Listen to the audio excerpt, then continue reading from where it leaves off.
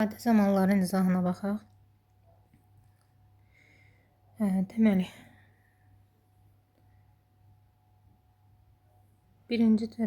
birinci sualda yesterday var. Deməli, keçmiş zaman olmalıdır. O da A bəndində. Bitmiş zamanlar mürəkkəb zamanlardır. C-də də will gələcək zamandır.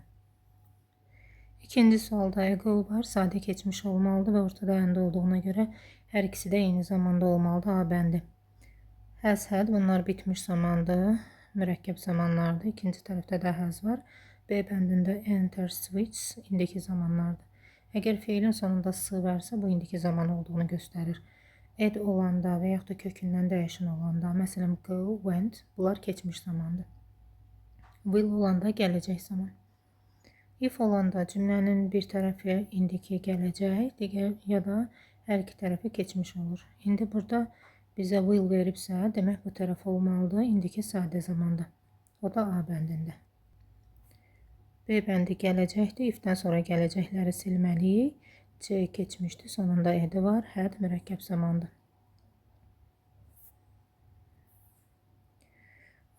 Beşinci sualda at the moment varsa, indiki davam edici zaman olur. Yəni əmizar, ing. 6-da yenə at the moment var, demək ki, əmizar, ing olmalıdır. Y bəndi. 21-də tomorrow var, demək gələcək zaman olmalıdır, will. At that time, o vaxtı deyir, yəni keçmişdən danışır, cümlənin bu tərəfdə keçmişdirsə, demək bizə keçmiş zaman lazımdır və has indiki, sleeps indiki,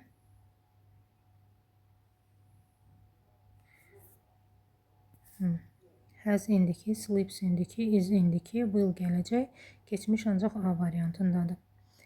Next year gələcək zamandır, yəni will-li bir şey olmalıdır B. Now var, indiki davam edici zaman, yəni əmizar, feil ing, Y bəndi. 76-cı suala baxaq. When var, demək zamanları uzlaşdırmalıyıq. Ya indiki gələcək olmalıdır, ya da hər iki tərəfi keçmiş olmalıdır. When-dən sonra will gələ bilməz. A bəndində finished, keçmiş, has indiki. B-də hər ikisi will ola bilməz. C-də bitmiş zamandan keçmiş uyğunlaşmır. Y bəndində isə when-dən sonra will gələ bilməz. Doğru cavab D. As soon as var, yenə zaman uzlaşdırırıq. As soon as-dən sonra will-ləri çıxırıq, çünki will gələ bilməz.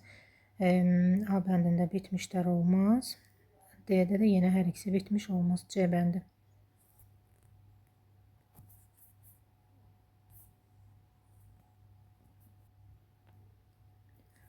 Səksən altıncı sualda as soon as var, deməli zamanlara uyğunlaşdırmalıyıq.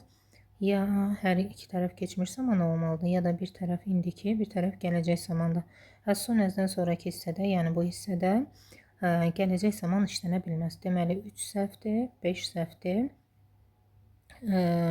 Uzlaşmada bitmiş zaman yoxdur, bu da səhvdir. Doğru cavab 1, 2. Hər ikisi keçmiş, ikinci də indiki gələcək zaman uyğunlaşmasıdır. 95-ci sualda while var. While olan cümlələrdə keçmiş davam edici zaman işlənir. Burada deyir, Barbara yemək düzəldərkən Stefan uşağa baxırdı. Demək ki, davam edici zaman olan C və D-də var. Wazla has uyğunlaşmaz, çünki has indiki zamandır, was keçmiş zamandır. Doğru cavab C. Burada yenə while var. Keçmiş davam edici zaman, yəni was və ing lazımdır. Ya C-dir, ya Y-dir.